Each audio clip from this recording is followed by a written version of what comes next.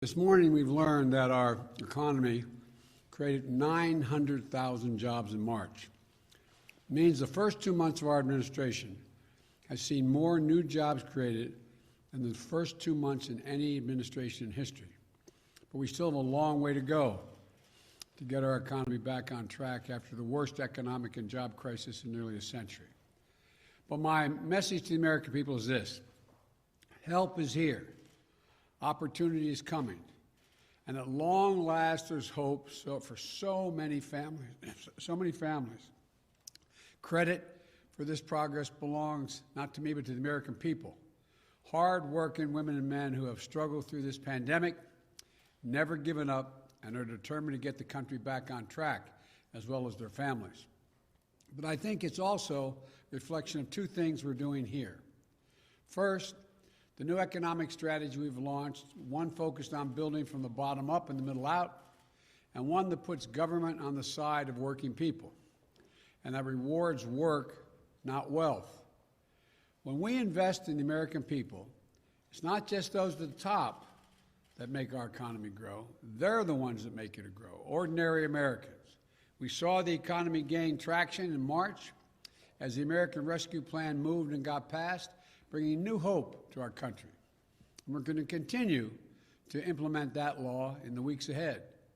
By April 7th, next week, over 130 million households will have gotten their $1,400 per person rescue check.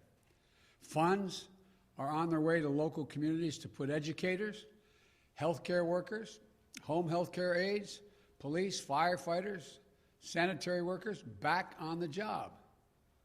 They're getting more aid for small businesses. We're also going to hang an open sign again on the door to rehire folks that had to be let go.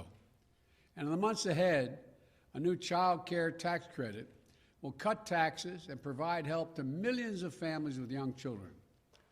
There's nothing, I know you're tired of hearing me say this, but I mean, there's nothing the American people cannot do if we give them a chance.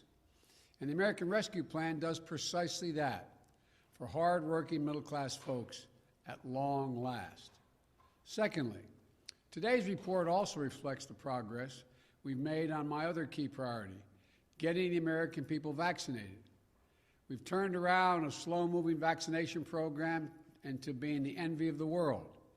Yesterday, we set an all-time record for Thursday vaccinations, ending a 7-day period that was the first ever where we administered 20 million shots in 7 days. That's 20 million shots in a week. No other country has come close to doing that. So we made significant progress on that front, but the fight's far from over. We know that vaccines are safe and effective. We're vaccinating more people than any other country on earth. We also have progress on jobs and progress on vaccinations. But in the face of this great news, I need also to make this clear and direct statement to the American people. The progress we've worked so hard to achieve can be reversed. On the economic front, the benefits and the impact of the American Rescue Plan are temporary by design. It is a rescue plan. But as we get the economy back on its feet, we need to do the hard work of building back better for good, for not just for a while, but for good. Not just the short term, but for good. That's why I proposed the American Jobs Plan on Wednesday in Pittsburgh. It's an 8-year program that invites, and let me put it another way. I've heard from everybody all across the country about the need for infrastructure. How many times have we heard this is Infrastructure Week the last 4 years? About every second week was Infrastructure Week, but no infrastructure was built. Well, this is an 8-year program that invests in our roads, our bridges, broadband, airports, ports, and fixing our water systems.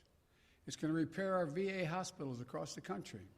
Many of them are more than 50 years old and are in real need of help. It will invest in research and development to outcompete China and the rest of the world. Independent analysis shows that if we pass this plan, the economy will create 19 million jobs, good jobs, blue-collar jobs, jobs that pay well.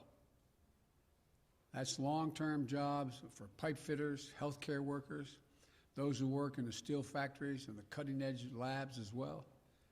The new report out this week shows that nearly 90% of the infrastructure jobs created in the American Jobs Plan can be filled by people who don't have a college degree.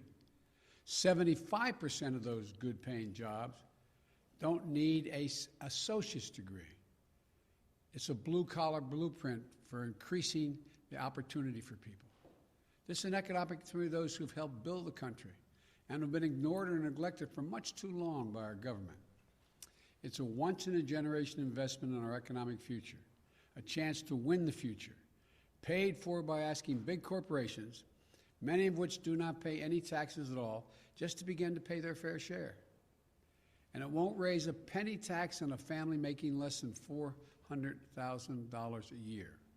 No federal tax. No addition. When Congress comes back after this Easter break, I'm going to begin meeting with Democrats, Republicans about this plan. I've spoken to Republicans on the phone. I'm going to be looking forward to meeting with them. They all have their ideas about what it will take, what they like and what they don't like. That's a good thing. That's the American way. Debate is welcome. Compromise is inevitable. Changes in my plan are certain. But inaction is not an option. The American people have been promised action and infrastructure for decades. They've been promised that after our leaders would take our country and make it more competitive for decades. I've made my plan to address this long overdue need, and it's clear. Polls already show strong support for infrastructure investment from the American people, whether they're Democrats, Republicans, or independents. Congress should debate my plan, change it, and offer alternatives if they think that's what they have to do. But Congress should act. Likewise, on the virus, our program there too can be undone. As fast as we're moving, more adults remain to be vaccinated in April, May, and June than have already been vaccinated in February and March. We are not even halfway done yet. Too many Americans are acting as if this fight is over. It is not. I've told people that if my administration did the hard work of getting shots to all Americans in the next few months, and if the American people continued to do their part, mask up, practice social distancing, we could have a more normal July 4th. But this is still April, not July. We aren't there yet. And so cases are going up again. The virus is spreading more rapidly in many places. Deaths are going up in some states. So I ask, I plead with you, don't give back the progress we've all fought so hard to achieve. We need to finish this job.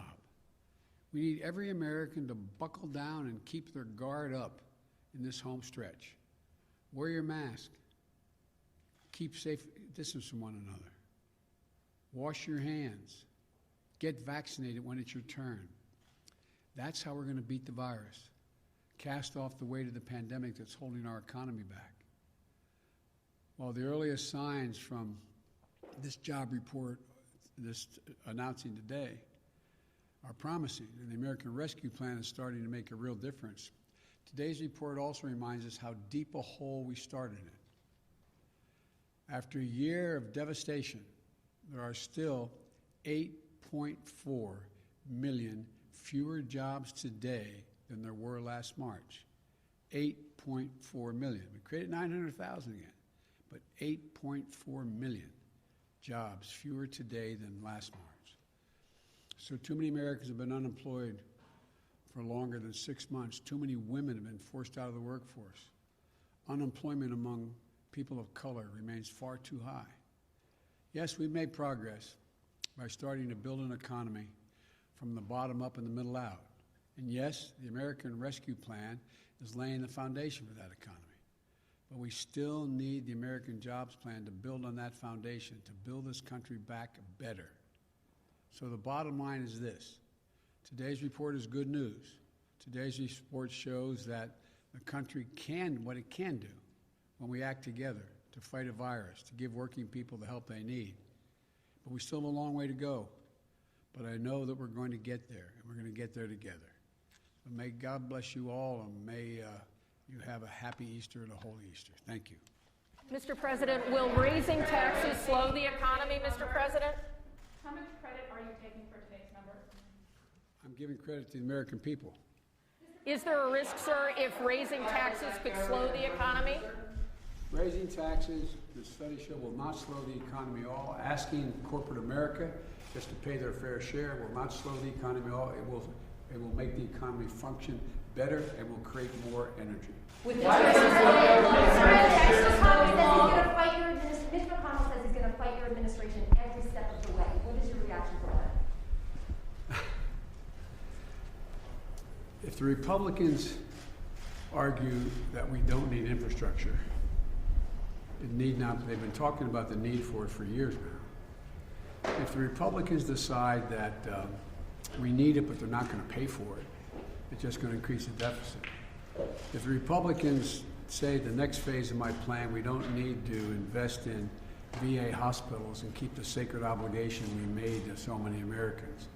If the Republicans say that the 400,000 homes and schools and daycare centers that have lead pipes delivering water to their doors, if they say we shouldn't be doing that, what do you think would happen if they found out all the lead pipes were up in the Capitol and every time they turned on the water fountain?